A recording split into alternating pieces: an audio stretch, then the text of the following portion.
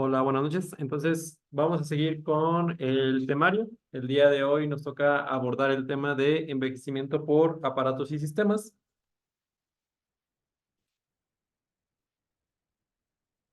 Los objetivos de esta clase, pues, va a ser definir los principales cambios asociados a los distintos aparatos y sistemas que ocurren con el envejecimiento o en las personas adultas mayores o conforme va pasando la edad. Es importante que en esta clase reconozcamos esta importancia y su traducción clínica de estos cambios asociados al envejecimiento. Como introducción, pues en las clases pasadas ya hemos hablado ampliamente de el envejecimiento. Entonces, aquí nada más, pues esta se va a definir como una situación biológica que es normal. Se va a producir dentro de un proceso dinámico, es decir, que van a intervenir diversos factores, tanto los propios del paciente como factores extrínsecos, su estilo de vida, sus hábitos de salud, las enfermedades que pueda tener. Es un proceso progresivo, irreversible hasta el momento, es complejo y variado en su presentación. Vamos a ver que el envejecimiento pues, es altamente heterogéneo de individuo en individuo y va a diferir de la forma en cómo afecta a las distintas personas e incluso en una misma persona, estos cambios asociados al envejecimiento pues no van a ser los mismos o probablemente el envejecimiento que tenga un órgano no va a ser el mismo que tenga algún otro, ¿no? Como vemos, el envejecimiento va a llevar al descenso gradual en general, de las funciones biológicas, pero no siempre va a ser así. Como vamos a revisar, muchas veces muchas de estas funciones se van a estar preservadas o incluso incrementadas. Importante recordar que todas las células a nivel corporal van a experimentar cambios en el proceso de envejecimiento, ¿no? Ya sea antes o después o algún tipo de alteración. En la clase pasada, donde veíamos las teorías del envejecimiento, pues vemos que hay muchas alteraciones a nivel metabólico, a nivel genómico, que van a estar implicadas en el proceso de envejecimiento celular, ¿no? Entonces, parte de eso lo vamos a seguir en esta clase. Este es un esquema donde podemos ver que el proceso de envejecimiento actualmente es muy complejo. Generalmente cuando tenemos el envejecimiento, pues aquí lo que nos compete en la clase del día de hoy va a ser el envejecimiento por aparatos y sistemas. Dígase el aparato cardiovascular, el sistema inmune, el sistema nervioso, el músculo esquelético, el reproductivo y el digestivo, ¿no? Entonces, esto va a estar ampliamente relacionada con otros cambios, principalmente con aquellas teorías del envejecimiento que veíamos en clases previas, como la inestabilidad genómica, las alteraciones epigenéticas, la disfunción mitocondrial, los cambios metabólicos, la disrupción de los telómeros, la senescencia celular, sobre todo de las células hematopoyéticas, y aquella predisposición que tiene el paciente por diversos factores a generar tumorogénesis. Del lado izquierdo vamos a tener que van a ser los modelos más actuales con los que hemos podido investigar actualmente el envejecimiento. En este apartado de aparatos y sistemas vamos a ver que muchos de los cambios que se han descrito asociados al envejecimiento generalmente se prueban en algunos otros modelos animales. En este caso, pues modelos como ratones, primates e incluso en humanos, ¿no? Obviamente dependiendo del tipo de aparato y sistema que queramos evaluar. También hay nuevas tecnologías genómicas que nos van a ayudar en este proceso de envejecimiento y nuevos métodos computacionales. Del lado derecho, pues vamos a tener aquellas terapias que van encaminadas a prevenir o retrasar este proceso de envejecimiento. Tenemos algunos ejemplos como la terapia con células madre modificadas, la terapia genética, los fármacos genoprotectores y aquellas medicamentos que actualmente la inteligencia artificial está asistiendo para descubrir. Entonces, actualmente el proceso de envejecimiento sigue siendo pues altamente estudiado, por lo cual de ahí la relevancia clínica. En cuanto, ahora iniciando con los cambios asociados al envejecimiento, pues de los principales o de los que más nos podemos dar cuenta, pues es la composición corporal, ¿no? Y a nivel muscular principalmente. Vamos a tener que la masa magra va a llegar a un punto máximo a los 25 años, es decir, pues ya lo pasamos y de ahí se va a mantener relativamente estable hasta los 50, donde va a haber una variabilidad del 10% y progresivamente va a haber una pérdida muscular hasta los 80 años. Se ha asociado que una pérdida muscular aproximadamente del 40% se puede dar en estos 30 años, ¿no? Lo cual es bastante de la masa muscular perdida. Aquí la principal alteración que vamos a tener a nivel muscular pues va a ser la pérdida de fibras musculares, sobre todo las del tipo 2, que van a ser las de contracción rápida. También va a haber diversas alteraciones, sobre todo la reducción de la tasa metabólica a nivel muscular y que esta va a ir disminuyendo progresivamente en un 4% después de los 50 años, ¿no? Aparte de todo esto, a nivel muscular, también va a haber alteraciones a nivel de las neuronas motoras, del asta anterior de la médula espinal, que van a reducirse en número, al igual que las uniones neuromusculares en los nervios periféricos. Entonces, esto es parte importante cuando abordamos, por ejemplo, temas como fragilidad, sarcopenia, que propiamente no es un proceso propio de la edad, pero sí está relacionado con el envejecimiento. En cuanto a la composición corporal, pues vamos a tener también una disminución de la estatura de forma progresiva, aproximadamente de 1 centímetro por cada 10 años a partir de los 40 años, ¿no? Cabe destacar que esta disminución total puede ir un promedio de 2,5 a 7,5 centímetros en el transcurso de la vida. Obviamente, una disminución de la estatura de nuestro paciente, dígase más de 3 o más de 4 centímetros en más de 6 meses o menos de un año, pues nos haría sospechar de algo patológico, ¿no? No solo que el adulto mayor disminuya su estatura, es normal. Debemos considerar en cuánto tiempo está perdiendo esos centímetros, ¿no? Entonces, aproximadamente debe de perder 1 centímetro por cada década de la vida. También va a haber una disminución del agua corporal total. Esto es un cambio que tiene mucha repercusión, sobre todo cuando tratamos pacientes adultos mayores, dígase por la administración de fármacos hidrosolubles o cuando tenemos pacientes que tienen algún trastorno del agua corporal o del sodio corporal, ¿no? Entonces, ahí muchas veces las fórmulas para corregir, por ejemplo, el sodio, van a estar ajustadas a una constante menor en los pacientes adultos mayores, aproximadamente un 50% para los varones y un 45% para las mujeres, ¿no? También vamos a tener que va a haber una disminución progresiva del peso corporal total a partir de los 50 años en hombres y de los 70 años en mujeres, ¿no? Esta disminución de peso progresiva pues va a obedecer a estos cambios en la composición corporal, va a obedecer a la disminución del agua corporal total, va a obedecer a la disminución de la masa muscular y al aumento de la masa grasa.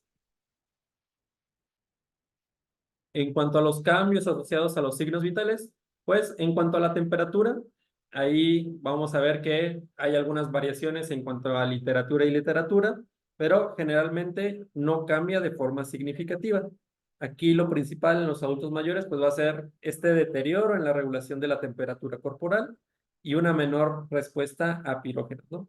Entonces, la importancia de esto es, por ejemplo, ante procesos inflamatorios o infecciosos, probablemente la respuesta o la presentación, el aumento de la temperatura sea muy inferior a lo que podría presentar un adulto joven. También son más susceptibles a desarrollar algunas alteraciones de la regulación corporal, como hipotermia, por ejemplo, o un golpe de calor con mayor frecuencia. En cuanto a la frecuencia cardíaca, pues en general se ha encontrado que hay una disminución de la frecuencia cardíaca en reposo, esto principalmente asociados a los receptores beta. Van a tener una menor frecuencia máxima durante el ejercicio y que esto puede tener repercusiones, sobre todo cuando realizan alguna actividad extenuante. En cuanto a la presión arterial, pues aquí lo importante es que va a haber un cambio de las respuestas arterial al cambio postural y esto puede generar una mayor presentación de hipotensión ortostática, caídas, ¿no? Mayor labilidad a algunos antihipertensivos y generalmente se ha encontrado un ligero aumento de la presión arterial media. En cuanto a la frecuencia respiratoria, pues aquí no se ha encontrado un cambio en cuanto propiamente a la frecuencia respiratoria. Vamos a ver más adelante que los principales cambios se van a dar a nivel de los volúmenes y capacidades pulmonares. Pasando al siguiente sistema, que sería el sistema cardiovascular, pues vamos a tener al envejecimiento y como bien comentábamos, este proceso va a estar íntimamente relacionado con algunos otros factores. En cuanto al envejecimiento o los cambios asociados al envejecimiento vascular o cardíaco, vamos a tener aquellos factores que van a ser aquellos acelerantes de que presente una enfermedad cardiovascular, dígase diabetes, dislipidemia, hipertensión, tabaquismo u obesidad. Y vamos a tener algunas otras alteraciones moleculares, como lo que veíamos en las teorías del envejecimiento, como la disfunción mitocondrial, la liberación de especies reactivas de oxígeno, la disminución del factor de crecimiento de fibroblastos tipo 1, el acortamiento de los telómeros y una disminución de la autofagia. En cuanto a los cambios celulares, pues generalmente no solo en el aparato cardiovascular, sino en la mayoría de sistemas vamos a tener una pérdida de la mayoría de las células, un remodelado de la matriz extracelular y un proceso de fibrosis. Obviamente aquí vamos a tener algunos factores que van a atenuar o van a disminuir esta presentación del envejecimiento cardiovascular. De ahí los mayores descritos, pues sería la actividad física y la restricción calórica. Esto todo va a ir relacionado hacia el sistema cardiovascular, ¿no? Entonces vamos a tener el pericardio. En el pericardio vamos a encontrar un aumento del tejido adiposo y de la fibrosis, pasando a la función en general de la bomba cardíaca, vamos a tener un aumento de la presión arterial a nivel de los ventrículos y aurícula del lado izquierdo. Vamos a tener una hipertrofia y dilatación de la aurícula derecha, un remodelado del ventrículo izquierdo con una hipertrofia concéntrica del ventrículo, una disfunción diastólica principalmente y una disminución del diámetro del ventrículo izquierdo, ¿no? Esto en general pues va a llevar a la disminución del gasto cardíaco. También podemos tener otras alteraciones como serían las alteraciones valvulares como la esclerosis aórtica o la calcificación de la válvula mitral y que todo esto aunado a otras alteraciones como la sobrecarga hídrica a nivel vascular, la disminución de la sensibilidad de los vasoreceptores, pues va a llevar a distintas alteraciones que vamos a comentar más adelante, ¿no? Uno de los puntos más importantes, pues, es el engrosamiento a nivel vascular, sobre todo de la capa íntima, ¿no? Que esto va a llevar a un aumento de la resistencia periférica. Esto va a llevar a algunas alteraciones, sobre todo a nivel del corazón derecho, y esto también va a generar, con el proceso de envejecimiento, una alteración del sistema de conducción, ¿no? Una disminución, como ya mencionados, de la frecuencia cardíaca y una mayor susceptibilidad a presentar arritmias. En cuanto a los cambios estructurales, a nivel vascular, que comentábamos que era uno de los principales, pues aquí la principal va a ser la disfunción endotelial. Vamos a tener también procesos de remodelación vascular con la acumulación de diversas moléculas, expresión de diversos factores.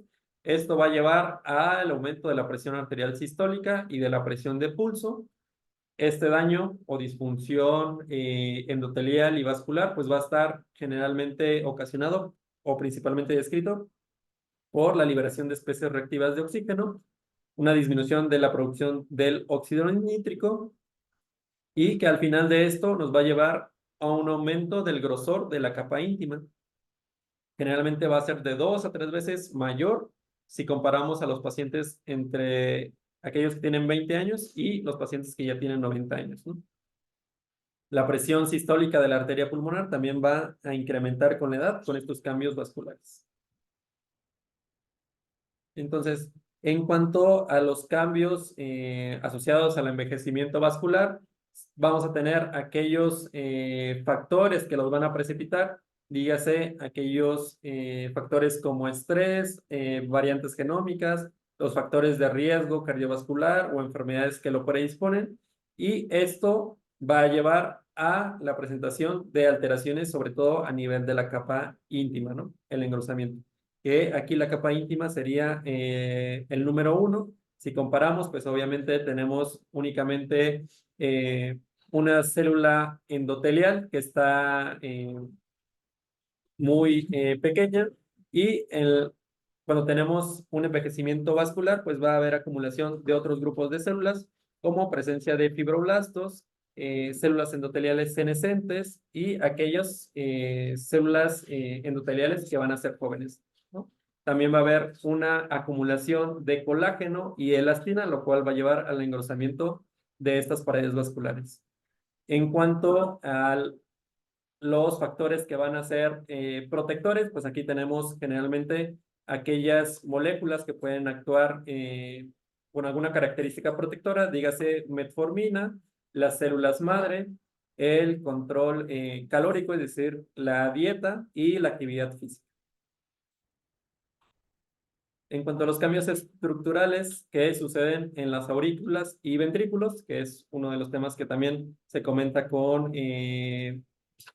de mayor frecuencia en la bibliografía, pues aquí el principal vamos a tener el remodelado auricular.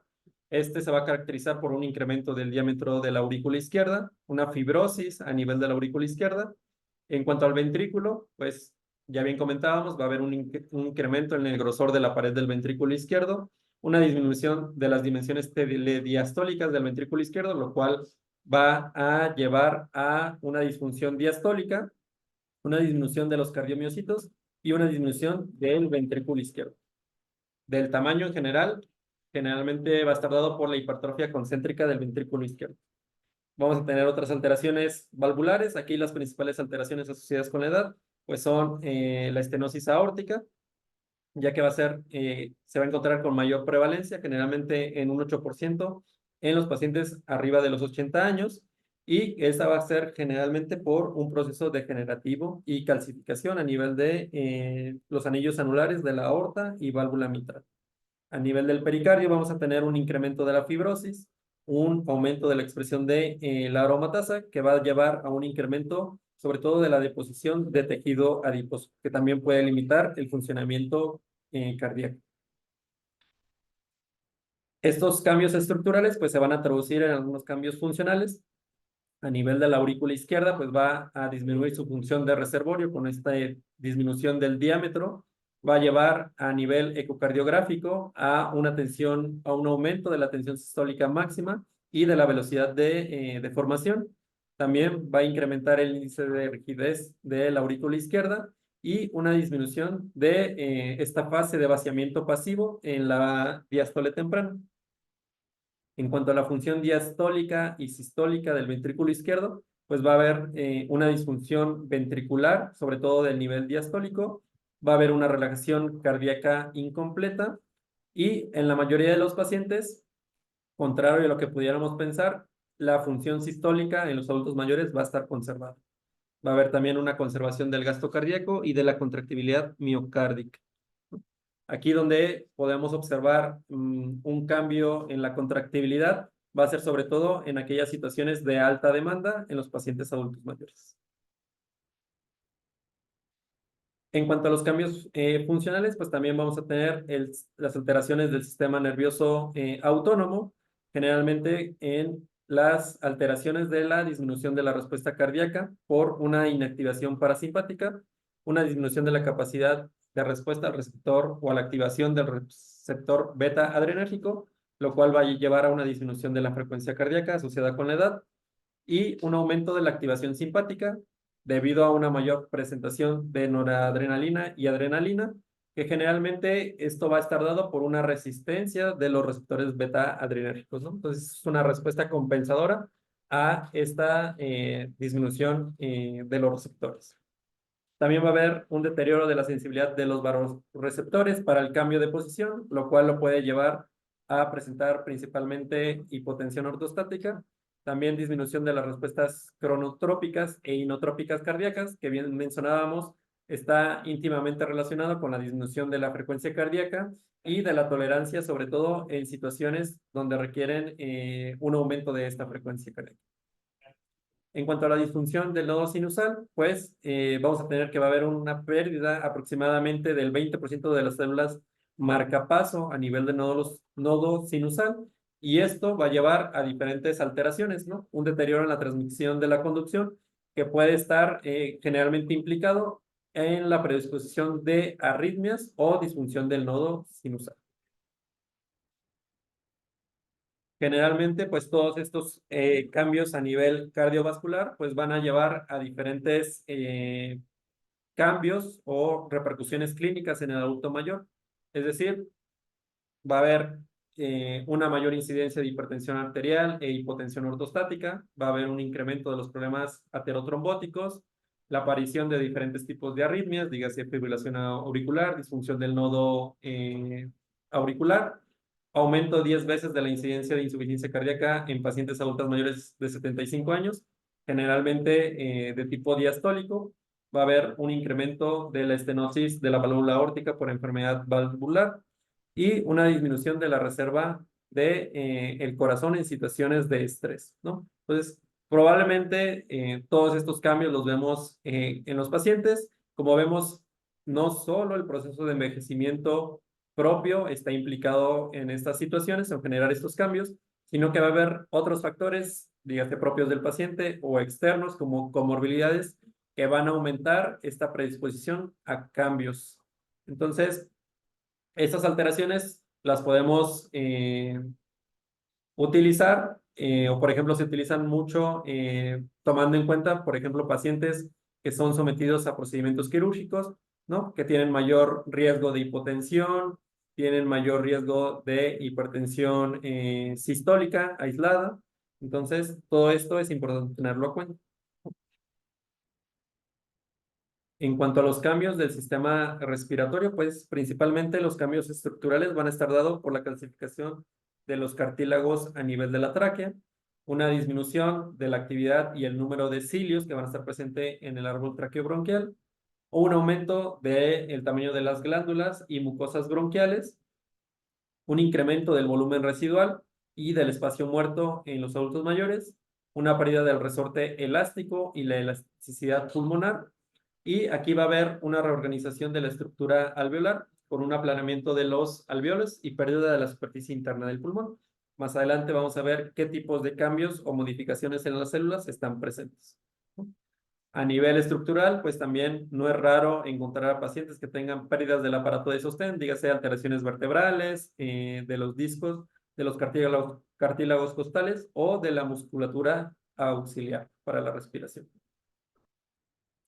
En cuanto a los cambios que se han encontrado en los pacientes con cambios a nivel de las células pulmonares, pues principalmente vamos a tener que en los pacientes o en un pulmón envejecido vamos a encontrar una disminución de las células basales, como bien comentábamos, una disminución o de la función de las células ciliares, un aumento de las células eh, caliciales y una disminución por senescencia y apoptosis de las células claras. También vamos a tener alteraciones a nivel de los neumocitos tipo 1 y tipo 2. En general, el tipo 1 va a estar afectado generalmente por la senescencia, y en los tipo 2 va a haber una alteración sobre todo de la diferenciación. A nivel de las células endoteliales también va a haber presencia de senescencia y apoptosis. En cuanto a los cambios funcionales que van a ser de los más relevantes en los pacientes adultos mayores, pues vamos a tener una disminución de la capacidad vital y del volumen de reserva expiratoria, ¿no? También vamos a tener una disminución del volumen expiratorio máximo en un segundo y una disminución de la relación entre la capacidad vital y este volumen expiratorio máximo. Va a haber un descenso progresivo de la presión arterial de oxígeno y que va a ser más evidente cuando el paciente va a estar en decúbito supino. Va a haber una disminución progresiva por engrosamiento o modificaciones de estas células a nivel pulmonar, lo cual va a llevar a una disminución progresiva de la capacidad pulmonar de esta membrana alveolo capilar. Estos cambios van a tener diversas repercusiones, principalmente, sobre todo con menor tolerancia al ejercicio y menor tolerancia a grandes alturas, mayor tendencia del colapso de las vías respiratorias al no respirar profundamente o permanecer largo tiempo inmovilizado, lo cual es de importancia, sobre todo en pacientes que están hospitalizados o que están sometidos a un proceso quirúrgico. Va a haber una disminución de la respuesta a los niveles bajos de oxígeno y un aumento de los niveles de dióxido de carbono. A nivel funcional, en cuanto a la voz, va a haber un cambio en el tono, una disminución en el volumen y en la calidad de la voz. Y todos estos cambios, como la disminución de la función ciliar, pues va a llevar a una mayor susceptibilidad para infecciones respiratorias. En cuanto al envejecimiento renal, pues vamos a tener que también es uno de los sistemas que más importancia va a tener en el adulto mayor. Este generalmente se caracteriza por una pérdida del parénquima renal, aproximadamente un 10% a partir de los 40 años y una disminución de su peso, ¿no? Una persona adulta, normal, tiene un peso aproximado de unos 270 gramos, lo cual va a disminuir incluso hasta 180 gramos o 200 gramos en aquellos pacientes que tienen de 70 a 90 años. Y como vamos a ver más adelante, esta pérdida de peso generalmente va a estar implicada con el adelgazamiento de la corteza renal. También va a haber una disminución del flujo plasmático renal, igual una disminución del 10% por cada década después de los 10 años. Y uno de los cambios más importantes que tenemos que tener en cuenta es la disminución de la velocidad de filtración glomerular, que esta se ha descrito que puede disminuir desde un 0.4 hasta un mililitro minuto por cada año después de los 40 años, aproximadamente 8 mililitros minuto por cada década. En cuanto al tamaño de los riñones, pues tenemos este estudio que se realizó en pacientes que donaron su riñón. Fueron 1,281 pacientes, de los cuales comprendieron edades entre los 18 y 19 años hasta los 60 y 79, ¿no? Lo que trata de ejemplificar esta gráfica es que, por ejemplo, a nivel de los 18 a 19 años, vamos a tener un volumen renal total cerca del 100% y progresivamente a nivel de los 20, 30, 40 años va a haber un aumento progresivo de este volumen a nivel renal y a partir de los 40 años va a haber un descenso progresivo de este volumen nuevamente. Aquí, de los 40 a los 80 años, vamos a ver que principalmente el cambio donde vemos la mayor pérdida de volumen a nivel renal, pues es a nivel de la corteza, ¿no? Donde aproximadamente a los 60, 70 años es menos del 50%, siendo el volumen medular a nivel del riñón cerca de un 110% de todo el volumen del riñón. Existen algunas otras alteraciones, como la disminución de la tasa de filtrado glomerular. Si observamos a partir de los 20 años en estas dos gráficas, pues tenemos que aproximadamente se encuentra, si es estimada o medida, entre aproximadamente 115, 100 mililitros minuto por metro cuadrado de superficie corporal y progresivamente va a haber una disminución que va a iniciar desde la segunda década, pero se hace más acusada a partir de la cuarta década de la vida y va a llegar o va a seguir su progresión a un ritmo que comentábamos anteriormente, aproximadamente 8 mililitros por década. En cuanto al envejecimiento renal, en cuanto a su estructura, pues vamos a tener aquí cambios sobre todo en la vasculatura renal. va a haber un engrosamiento de la pared arterial, esclerosis de las arterias glomerulares, que van a ser también muy importantes, una disminución de los glomérulos funcionantes por oclusión, y en la histopatología lo que podemos encontrar principalmente es engrosamiento de la membrana basal glomerular y esclerosis glomerular en un 30% o en el 30% de los glomérulos, sobre todo en los pacientes cerca de los 80. Este es un score o un estudio que se realizó nuevamente en pacientes donadores renales, en donde se evaluó a 1,200 pacientes que vivían o que donaron su riñón, y se analizó pues el grado de esclerosis que tenía a nivel renal. Si observamos cerca de los 18 a 29 años, este score de esclerosis está muy bajo. Aquellos que tienen una esclerosis un nivel 4, que es el grado más avanzado, pues está muy disminuido, menos del 1%. Conforme van pasando los años, dígase la cuarta, quinta, sexta, séptima, octava década de la vida, estos cambios de esclerosis van aumentando. Es decir, cerca de los 70, 79 años, un paciente con esclerosis prácticamente va a tener un 20%, a diferencia de los pacientes jóvenes de los 18 a los 29 años, y que el grado de esclerosis va a ir aumentando progresivamente.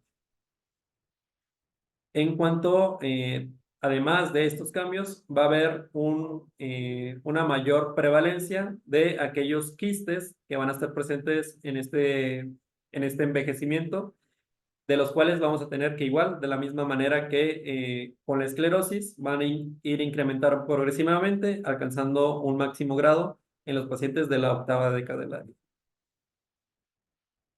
En cuanto al envejecimiento funcional del riñón, pues vamos a tener también disminución de la capacidad de la concentración urinaria.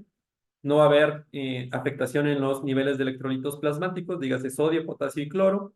Va a haber un incremento de la renina plasmática de un 40 a 60% menor comparado con pacientes jóvenes. Una reducción de los niveles de aldosterona de un 30 a un 40%. Y esto se va a traducir como una disminución de la capacidad para excretar potasio, lo cual le va a dar mayor posibilidad de generar hipercalemia, también una mayor sensibilidad a fármacos que van a inhibir la excreción de potasio urinario. También a nivel funcional va a haber un aumento de los niveles plasmáticos de eritropoyetina y una disminución de los niveles de 25-hidroxivitamina D.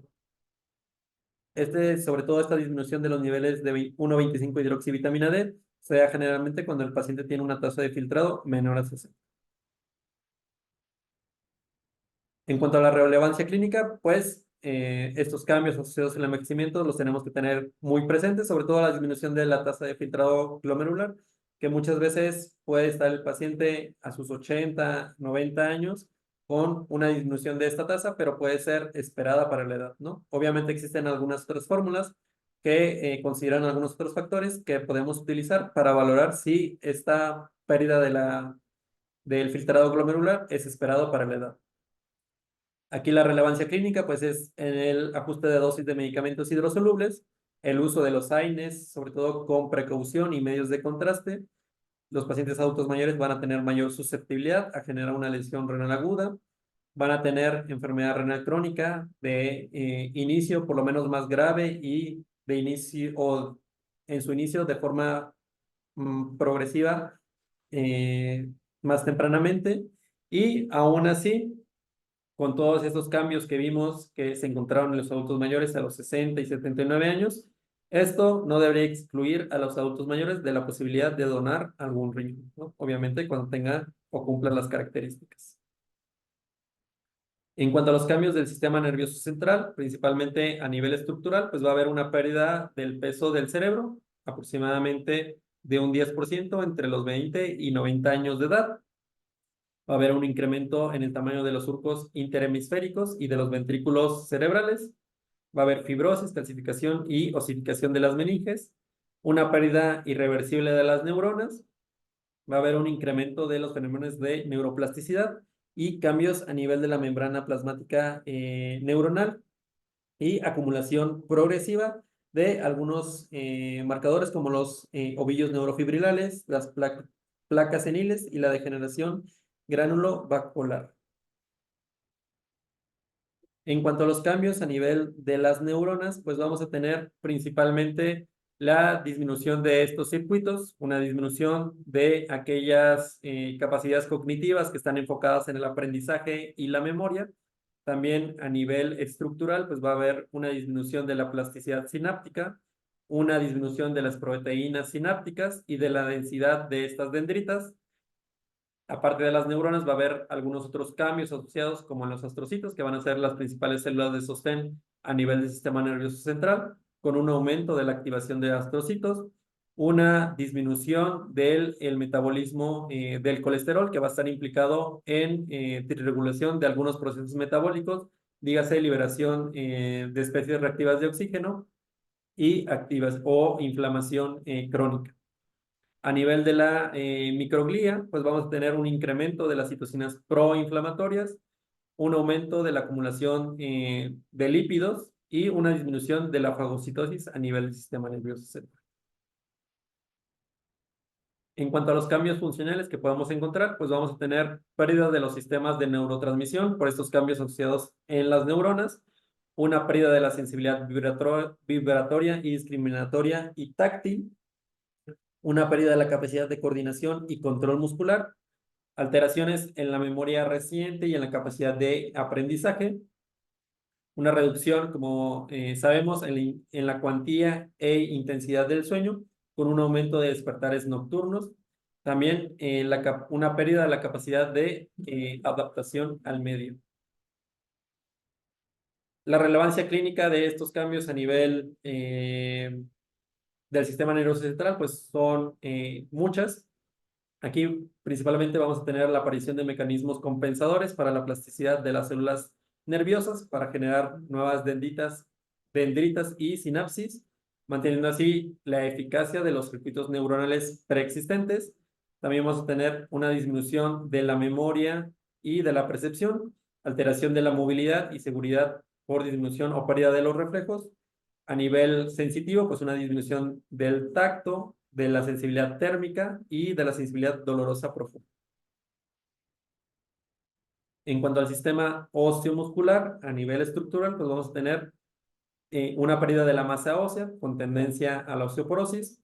Obviamente, pues no es un proceso normal asociado al envejecimiento. También a nivel del cartílago articular, pues una menor elasticidad, una superficie más fina y friable, aparición de pequeños desgarros, una pérdida de la viscosidad del líquido sinovial y un aumento de la rigidez a nivel de los tendones. Estos cambios a nivel comparativo entre el hueso joven y el hueso del paciente adulto mayor, pues que generalmente se van a dar con un aumento de la presencia de células inflamatorias, dígase monocitos, un aumento de los osteoclastos, que va a llevar a un aumento de la reabsorción ósea, y aquellas células pluripotenciales que se van a encontrar senescentes, que generalmente van a llevar en el adulto joven a un aumento de los osteoblastos para generar formación ósea, van a estar disminuidos, y lo que va a generar una pérdida de los osteoblastos y un aumento sobre todo de células grasas como adipocitos, ¿no? En lugar de generar células como osteoblastos. En cuanto a las alteraciones funcionales del sistema osteomuscular, pues va a haber una disminución de las propiedades elásticas del cartílago articular, una menor capacidad del cartílago para manejar el sobrepeso sin presentar fisuras o erosiones, y una limitación de la capacidad funcional de los tendones. Esto va a llevar a diversas alteraciones, ¿no? Una de ellas, pues, es la disminución de la estatura por una pérdida de líquido de los discos intervertebrales y el contenido mineral de las vértebras, aparición de algunas lesiones a nivel óseo, mayor incidencia de osteoporosis o osteopenia, con un mayor riesgo de fractura, mayor frecuencia de problemas inflamatorios en las articulaciones con deformidades de las mismas, un movimiento más lento que puede verse limitado, y la marcha puede volverse inestable y la fuerza y la resistencia cambian, ¿no? Aquí generalmente lo que se va a perder principalmente es la fuerza, mientras la resistencia se va a mantener en los adultos mayores que la practican. En cuanto al aparato digestivo, pues va a haber una menor producción de saliva. Esto va a tener implicaciones importantes, sobre todo a nivel de la deglución, también la pérdida frecuente de piezas dentales, la tendencia a atrofia y desdiferenciación funcional de toda la mucosa gastrointestinal, que puede llevar a algunas alteraciones en la absorción, dígase, de algunos fármacos o nutrimentos, zonas de gastritis atrófica, reducción del número de glándulas mucosas y la tendencia a la aparición de divertículos, ¿no? Que también va a ser más frecuente en estos pacientes. En cuanto a los cambios que podemos encontrar en aquellos, a diferencia de los pacientes con más jóvenes a nivel intestinal, pues aquí vamos a encontrar una disminución de la diversidad a nivel de la microbiota, un incremento de la permeabilidad a nivel de las células intestinales, un engrosamiento de esta capa mucosa, también un aumento de citocinas proinflamatorias y sobre todo disfunciones de las uniones entre células, lo cual puede llevar a un incremento de la permeabilidad e invasión de algunas bacterias o algunos lipopolisacáridos que van a generar un proceso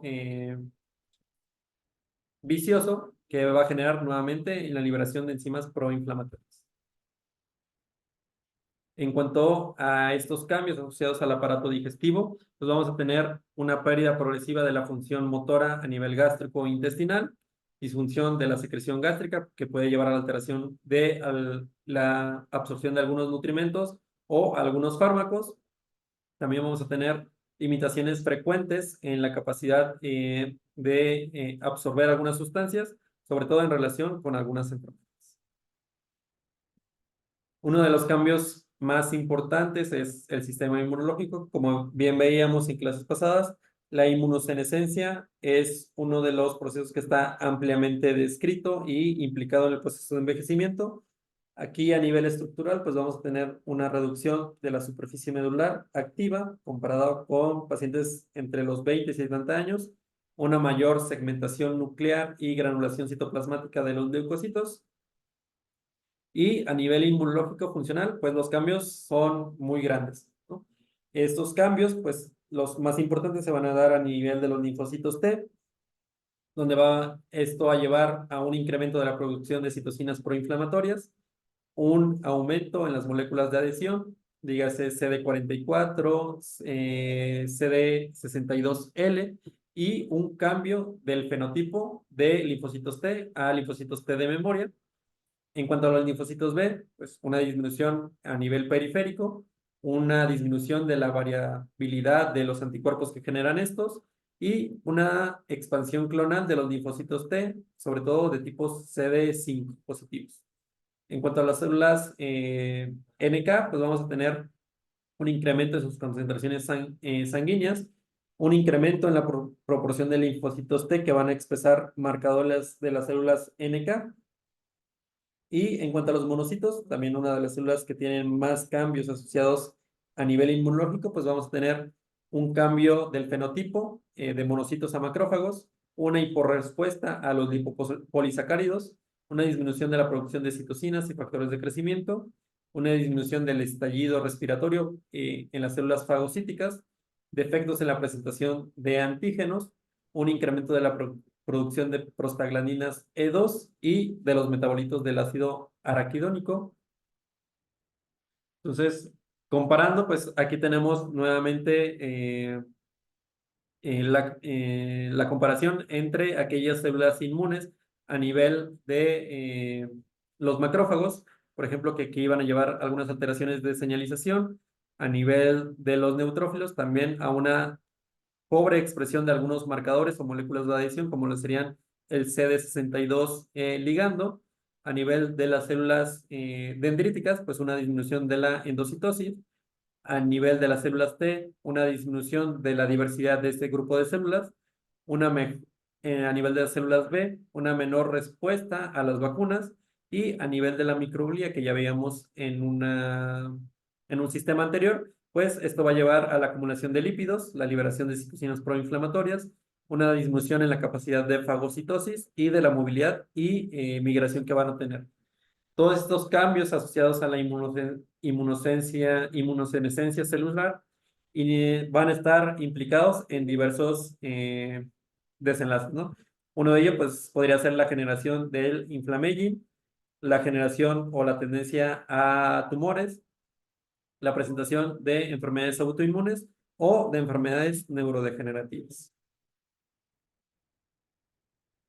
En cuanto a los cambios estructurales de la piel, pues generalmente pues vamos a tener una tendencia a la atrofia con pérdida de la elasticidad de esta, un incremento en la aparición de manchas generalmente asociadas a daño solar y una sequedad progresiva de la piel, ¿no? Lo que generalmente pues no es raro encontrar la queja de un paciente que tenga cerosis y que tengamos que utilizar algunas otras estrategias para mejorar esta condición, ¿no?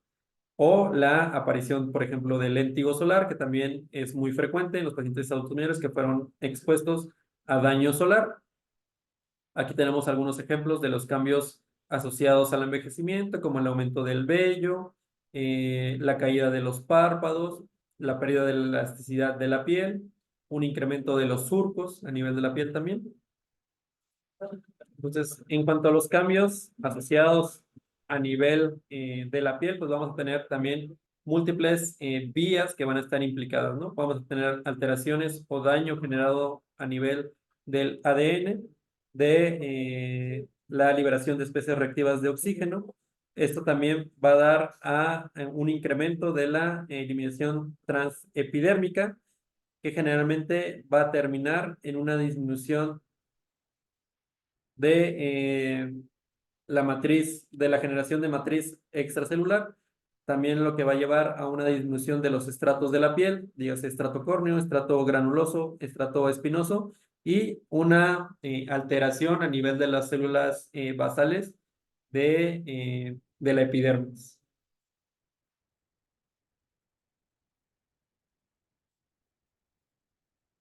Aquí también va a haber una disminución de la elastina, una disminución del colágeno y fibroblastos, así como la liberación de algunas moléculas de las metaloproteinasas que también van a estar implicadas en el envejecimiento. En cuanto a las conclusiones, pues el proceso de envejecimiento hay que entender que es heterogéneo, si bien esta clase puede dar para abordar cada aparato y sistema por cada aspecto del envejecimiento, tenemos que tener en cuenta que es muy variable de individuo a individuo y no está condicionado, o este envejecimiento no va a estar condicionado por un único factor, ¿no?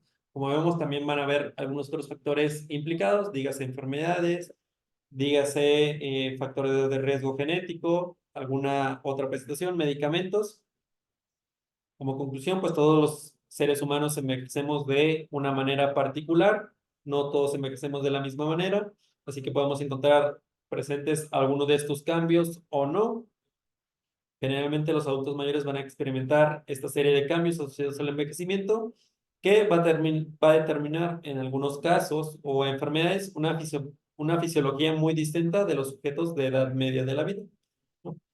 Por ejemplo, lo que se menciona mucho pues es aquellos cambios asociados, por ejemplo, a nivel cardiovascular y sus implicaciones que tienen en la respuesta para algunos medicamentos, dígase beta bloqueadores, o la respuesta que tiene al someterse a un procedimiento quirúrgico tras una anestesia, también va a ser muy importante, y que el estudio de los cambios asociados a la edad es difícil, ¿no? Porque va a tener generalmente los adultos mayores pues van a tener alguna comorbilidad y generalmente pues va a ser difícil separar aquellos cambios que son únicamente asociados al envejecimiento o aquellos cambios que están asociados al envejecimiento y además algún otro factor de riesgo, ¿no? Entonces, estos son los que se encuentran mayormente descritos. Sin embargo, pues hay que tener en cuenta que este proceso pues es heterogéneo, ¿no? Y puede haber una gran variabilidad de un individuo a otro individuo. Y eso sería todo. No sé si tengan alguna duda, alguna pregunta, comentario. Gracias.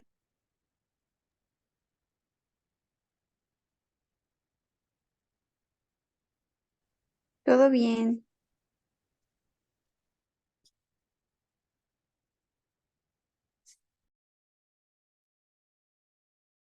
Muy detallado, Ricardo, muy bien.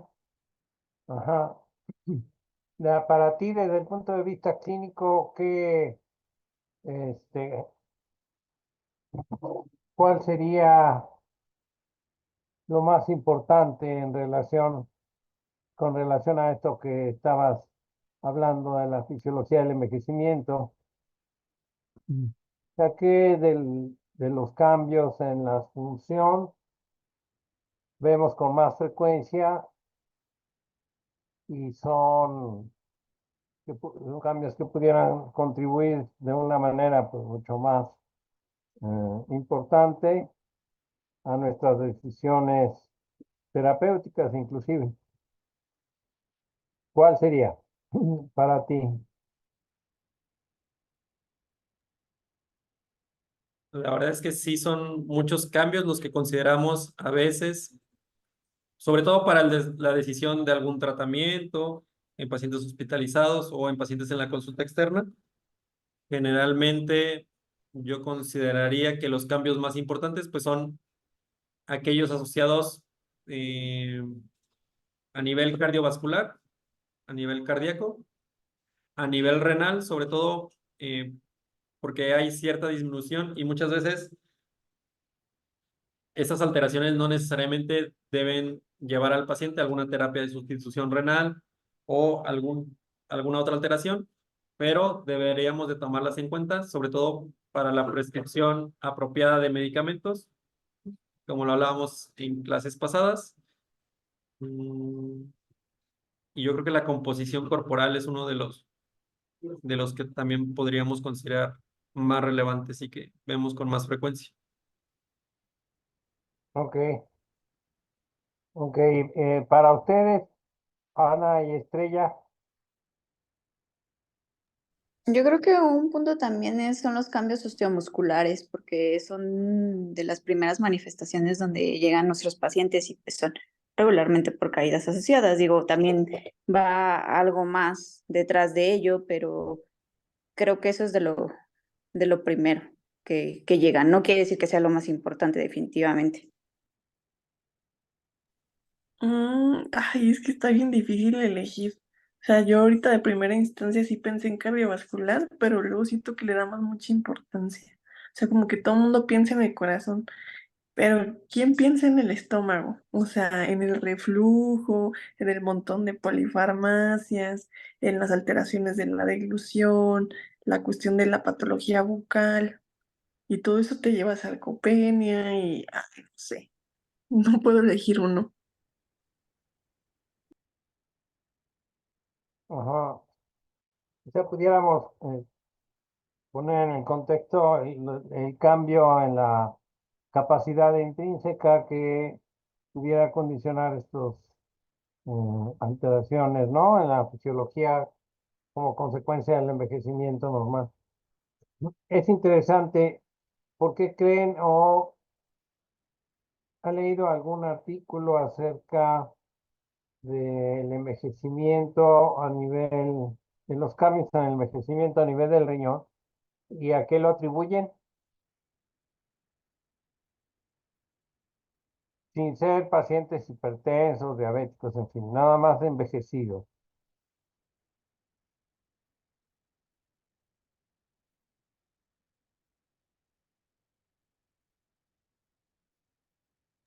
Yo de lo que recuerdo haber leído, revisado para el tema, era mucho de este tema de la esclerosis, Ujú.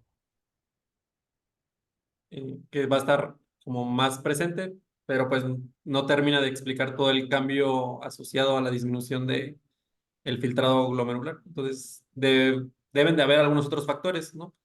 Ahí se comentan también algunas otras moléculas de señalización, como disminución de algunos factores, como factor de crecimiento de fibroblastos 23 o el factor cloto, que también está implicado en estos cambios. Pero, Se habla mucho de la inflamación también, ¿no? O sea, por ejemplo, la diabetes, la hipertensión, o sea, que así como está el inflammaging, o sea, que pues estas enfermedades crónicas, pues generan o aumentan más la cuestión de la inflamación y por lo tanto el desgaste por la activación de, pues, de algunos neurotransmisores, ¿no? Que pueden, como los oxidantes y eso. Yo también estoy a favor de lo que dice Ana, es como parte de la inflamación, ¿no? Del estrés crónico y pues justamente lo que desencadena son estas reacciones que hacen que a nivel renal hagan esos cambios, ¿no? La atrofia, la disminución de la masa, o sea, es parte natural de la inflamación, por así decirlo. Bravo. Bueno, también hay que pensar en la clase de tejido que es el riñón, el corazón, el cerebro, en fin, ¿no? Desde el punto de vista histológico, es un tejido que no se regenera, ¿no? Que una vez que sufre algún daño, es permanente, ¿no? Eso sucede mucho también y es clásico en cuanto a la presbiacusia, ¿no? Si se lesionan las células ciliadas o parte de las que están ahí en la membrana basal. Así que, entonces va a ser muy difícil que pudiera reemplazarla, ¿no? Y eso explica también, pues, que no puedes corregir eso. Ahora con el riñón sucede algo parecido por el tipo de tejido que tiene. Lo malo es que al riñón en el transcurso de la vida también le vamos proporcionando, digamos, varias agresiones, ¿no? Sobre todo farmacológicas, pero y agresiones que podríamos llamar nutricionales. Se han relacionado la ingesta alta de proteínas, por ejemplo, con eh, este proceso de envejecimiento del riñón, ¿no? Sí, que juega un papel ahí que afecta no solo la función tubular, sino también la función glomerular, ¿no? Ya ves que eso es, pues, muy fino, ¿no? Eso, bueno, en cuanto al envejecimiento a nivel del riñón, hay mucha bibliografía, ¿no? Creo que hasta hay un libro entero de envejecimiento del riñón. Muy bien, ¿no? En general me parece muy bien, muy, con mucho detalle y muy bien explicado, muy bien explicado. Lo de la piel es un poco más, complicado también, ¿no? Es un poco más complicado. Deben empezar ustedes a cuidarse la piel desde ahorita para que, ¿no? Muy bien. Bueno, la próxima semana, ¿qué les toca?